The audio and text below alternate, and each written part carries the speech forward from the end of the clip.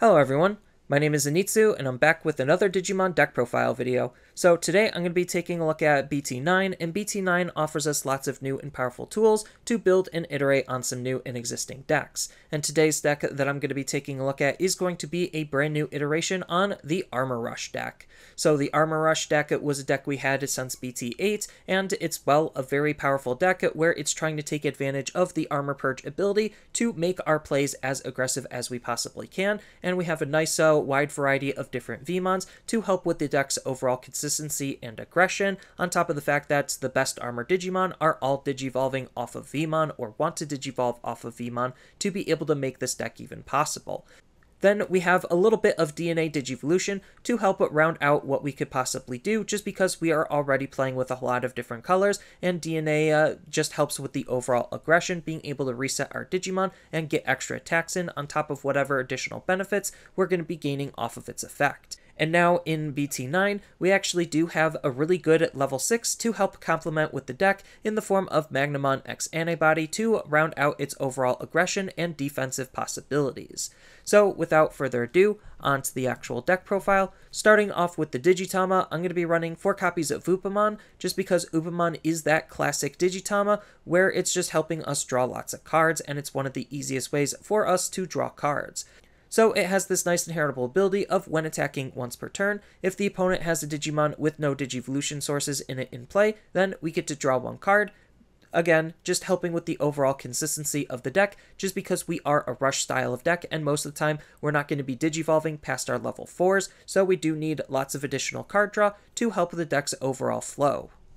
And then the last Digitama is kind of a flex spot of the deck if you even want to run one, but because we're an aggressive base deck, I definitely want a 5th Digitama, and I think the best Digitama that we have as a 5th alternative is going to be 1 copy of Xiaomon. So this is the EX2 version of Xiaomon, and because we're going to be utilizing our level 4s a lot, Xiaomon is one of the best cards to utilize, because during all turns, while this Digimon is a level 4 Digimon, then it gets plus 1000 DP to make our level 4 Digimon even more aggressive than the opponent might be anticipating. Next, on to the rookies, I'm going to be running 4 copies of Veemon. So this is the BT03 Veemon, and this card is in the deck just because it has jamming to allow us to be super aggressive with. So the whole idea on how we could utilize this card is if we use this to swing with, then we could use it in combination with Davis and Ken to Digivolve into an Armor Digimon, unsuspend that Armor Digimon, and then being able to swing with that Armor Digimon again. And if the Armor Purge ability activates,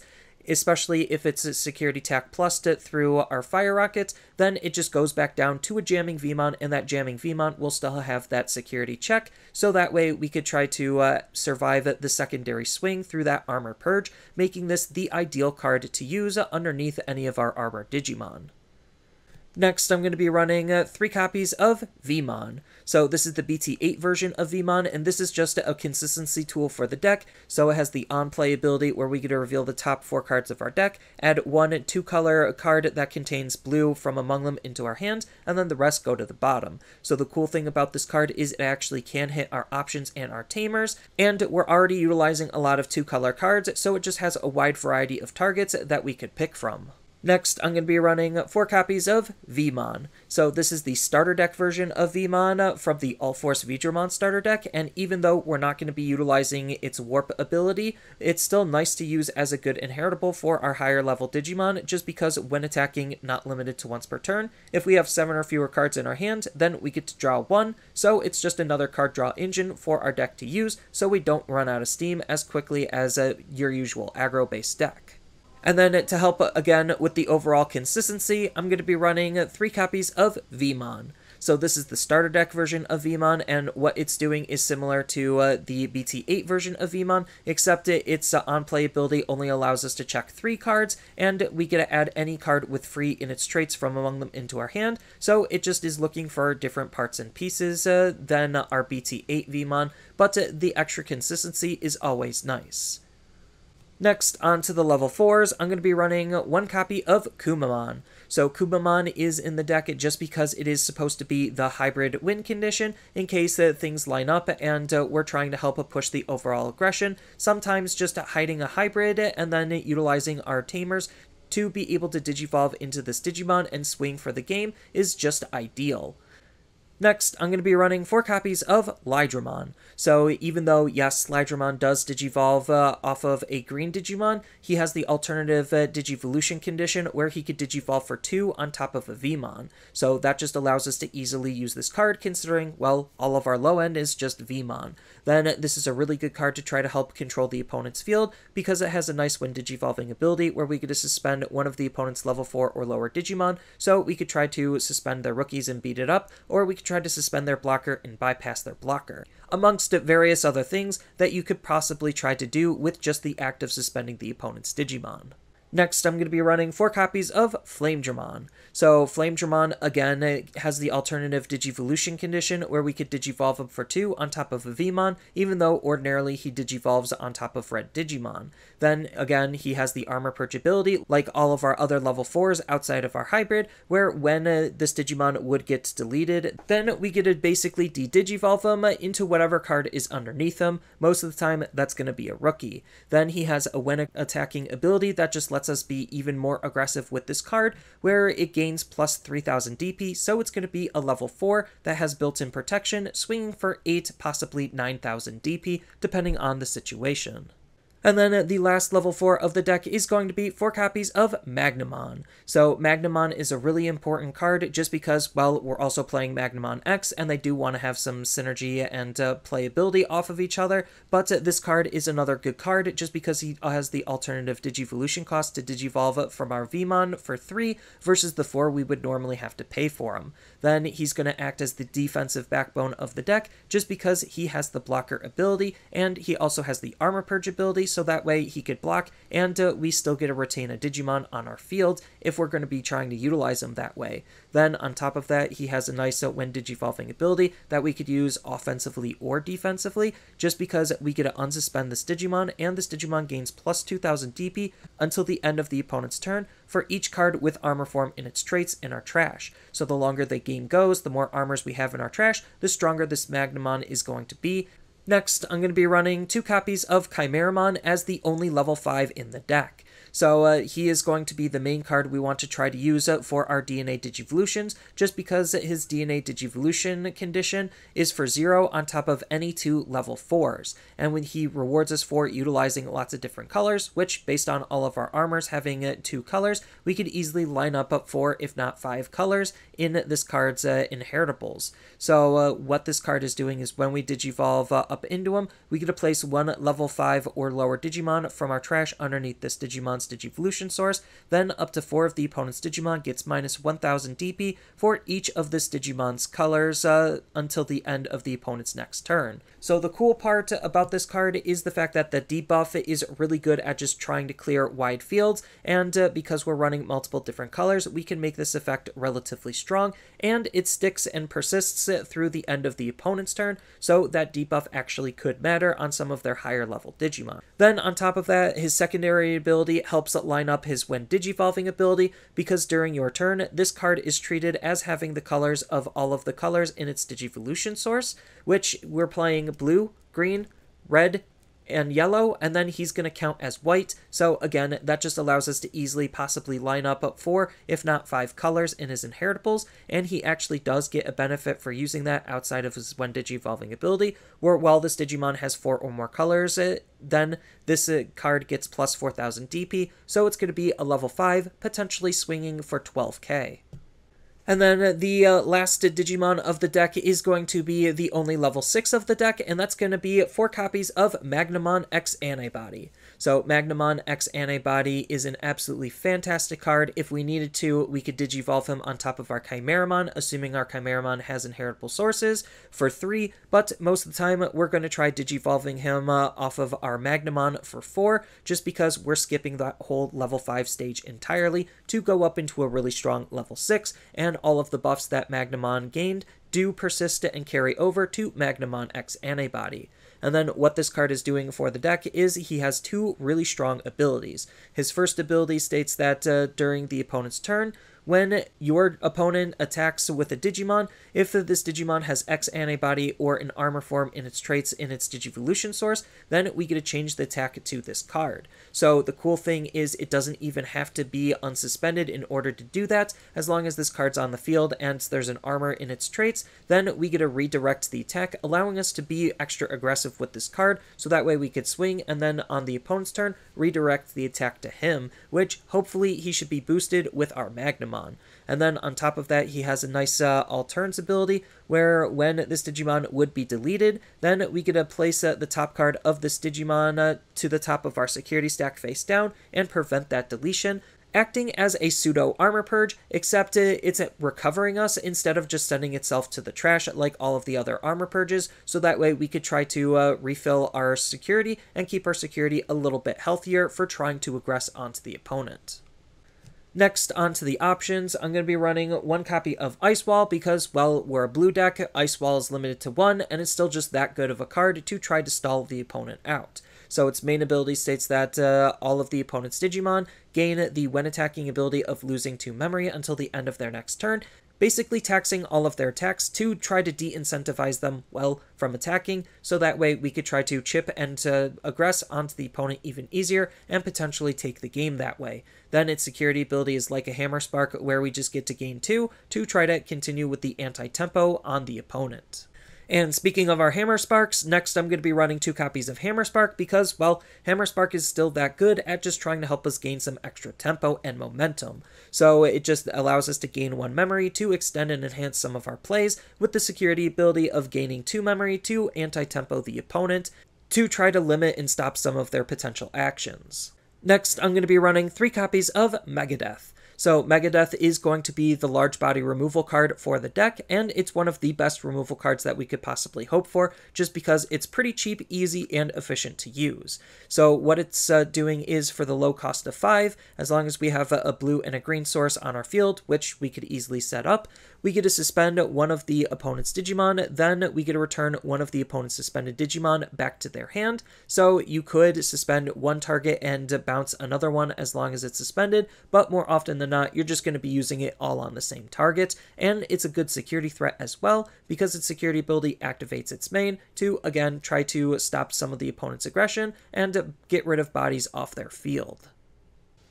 Next up, I'm going to be running 3 copies of Fire Rocket. So Fire Rocket is going to be the offensive backbone of the deck to try to help push the damage onto the opponent. And we have a very easy way of actually utilizing this card, because we could ignore its color requirements as long as we have a card with armor form in its traits on our field. And we get to use its main ability to give one of our 2-color Digimon security attack +1, so we could use this on basically any of our level 4s and up to punch the opponent's security extra hard. Then on top of that, its security ability states that we get to delete one of the opponent's Digimon with the blocker ability to try to stop some of their defensive plans in case we're being walled out and they're trying to chip us. And then the last option of the deck is going to be 2 copies of Awakening of the Gold Digizoid. So what this card is doing is it's trying to make our Magnamon X a little bit more playable. So like Fire Rocket, we could basically play this card ignoring its color requirements as long as we have a Digimon with armor form and its traits in play. And the reward for using this card is one of our Digimon with armor form in its traits can digivolve into a card with Magnamon in its name from our hand, ignoring its Digivolution requirements without paying its memory cost. So basically, just using the option just allows any of our armored Digimon to be able to digivolve into Magnamon X antibody. We theoretically could digivolve into Magnamon if we really wanted to, but Magnamon X antibody is the primary target for what we want to use this card for, just because it's a stronger card to use. Then on top of that, it has the nice ability where the Digimon digivolved with this card can't have its DP reduced by the opponent's card effects until the end of the opponent's next turn. So against those pesky yellow decks that just want to reduce our Digimon's DP and basically delete our Digimon outright just because Armor Purge doesn't protect us against DP reduction, this card is just a good answer to that problem to make sure that we have easier time living through the opponent's DP reduction abilities. Then it has a nice security ability where we get to return 1 card with Magnamon in its name from our trash to our hand and add this card into our hands to be able to use whenever we feel like. And then lastly, onto the tamers, I'm going to be running 3 copies of Davis. So Davis is still just the best blue tamer that we have for the deck, just because he's going to be acting as a solid memory fixing tamer, always making sure that we have our memory set to 3 if it's ever less than 3, to be able to make our plays as efficient as we possibly can. Then on top of that, what's making Davis better than every other blue tamer is just the level of consistency he's offering for the deck, because his on-play ability states that we get to reveal the top 3 cards of our deck, add 1 blue Digimon and 1 green Digimon from among them into our hand, and the rest go to the bottom. So at worst, we're always going to be able to pick a blue Digimon, and at best, we're going to be able to pick a blue Digimon and a Lighdramon, or any other green Digimon that you might want to include in the deck. So potentially drawing 2 cards off of Davis is what's making him super appealing, especially in a deck that doesn't necessarily have the greatest level of card draw, just because we're not always constantly going up our chains. And then the last tamer of the deck is going to be 3 copies of Ken and Davis. So Ken and Davis is another really fantastic card to help synergize with this deck, just because of its 2 color synergies. So at the start of our main phase, if we have a blue Digimon in play, we get to gain 1 memory, and if we have a green Digimon, we also get to gain 1 memory. So if we have both of the colors, then we're essentially gaining 2 memory to be able to help us with our memory management. Then on top of that, he has a nice secondary ability that we're looking to take advantage of with the Armor Purge ability, because during your turn, when one of your Digimon digivolves into a Digimon with 2 or more colors, then we get to suspend this tamer to unsuspend this Digimon, so that way when we swing with our Armor Purge, and the Armor Purge does trigger, the Digimon will be suspended, so that way we could digivolve into another Armored Digimon, suspend this card to unsuspend that Digimon to be able to continue the aggression all off of 1 Digimon. And then there's still room for customization and flexibility, all depending on what you're actually trying to gain out of the deck and the different types of tech and tools that you want to incorporate. So if you wanted to, we do have 2 other really good Veemons that we could use for the act of unsuspending. So we have the BT2 Veemon that helps us draw a card, and we have the EX1 Veemon to help us gain a memory. Then, if you really wanted to, you could play Submarinmon, just because it's another Armored Digimon that digivolves off of blue, even though we're not digivolving it for a reduced cost like all of our other Armored Digimon. It's still just a card that we could possibly utilize. And to try to double down on that blue-yellow synergy and package, we do have Ankylomon if we really wanted to utilize him to act as a really good card to line up some of our DNA plays, just because as long as we have a blue card in play, then we can reduce his play cost by 1, making him 3 to hard play, and he has a good inheritable ability that helps with the overall control of what the deck could possibly do. And then the DNA Digivolution that we could utilize for using blue-yellow is going to be a Shakuamon to act as some extra recovery while we're trying to aggress it, to double down on trying to make sure that our security is going to be as healthy as we possibly can, so we could try to stay in the game as long as we possibly can. And if we DNA Digivolved using this card, then we get to also bounce the opponent's Digimon, trying to anti-tempo them and remove some of the opponent's threats as well, all in 1 card, while again doubling down on some of the DP reduction control if we're going to be using him to Digivolve into Magnamon X Antibody with. Or if you wanted to, you could play a little bit more into a classic Imperial style, where you could splash in a little bit more green, just for some green-based synergies. So we do have Stingmon to act like Ankylomon as another card we want to try to hard play to easily line up our level 5 DNA plays. And the big DNA play that we want to use off of our Stingmon combo is going to be Pyildramon for some extra attacks and a little bit of control to bounce one of the opponent's Digimon to the bottom of their deck. If you did want to think about running an alternative level 6 Digimon, then we do have a couple of different options. So you could utilize the fact that we are already playing the Warp Veemon to be able to play a little bit into the All-Force stuff. Or if you wanted to, you could just play a little bit more into the Imperial aspect if you're going blue-green, and the Imperial from the starter deck and fighter mode is also just really good level 6s for us to utilize. Then if you wanted to run a level 7, you could tech in some level 7s. I think the BT5 Omnimon, just because we get to unsuspend himself and blitz, acts as a really good alternative win condition. Or if you wanted to, you could run Imperialdramon Paladin mode, just because he's still going to be a really strong level 7 for us to incorporate. Then we do have a slew of different options that we could run, all depending on what we're trying to gain. So if you wanted to, you could run Howling Memory Boost if we're doubling down on trying to strip the opponent's sources and stun their Digimon, just because Howling Memory Boost also gains us 2 memory at a later turn.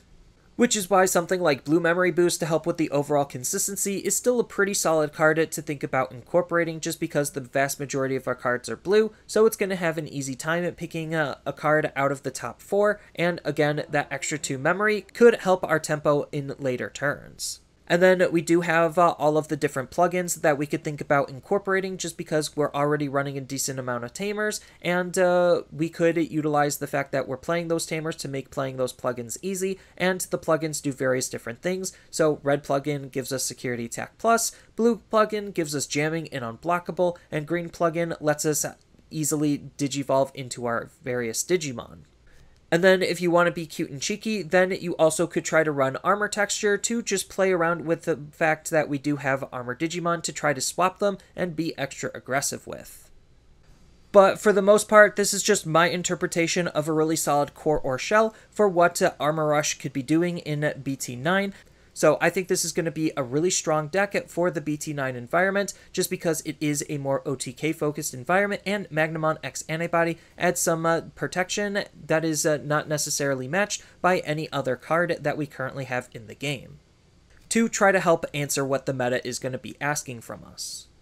So that's all I really have for this video. As always, feel free to tell me your thoughts down in the comments below, and down in the description below are a couple of different ways you could support me and the channel. So I do have a TCG Player affiliate link, so when you use that link to buy cards off of TCG Player, then some of that money will go to supporting me and the channel. I also do make and sell playmats over on Overcard Gamers on Facebook, so when you buy a playmat with my design, then some of that money will also go to help supporting me and the channel. And on top of all of that, I do have a Twitch account over on twitch.tv/Zenitsu, so giving me a follow and a subscription also helps support me there, and I do play Digimon on top of various other games on that platform as well. So thank you everyone for watching, and as always, don't forget to like, share, and subscribe for more content, and I'll see you in the next video.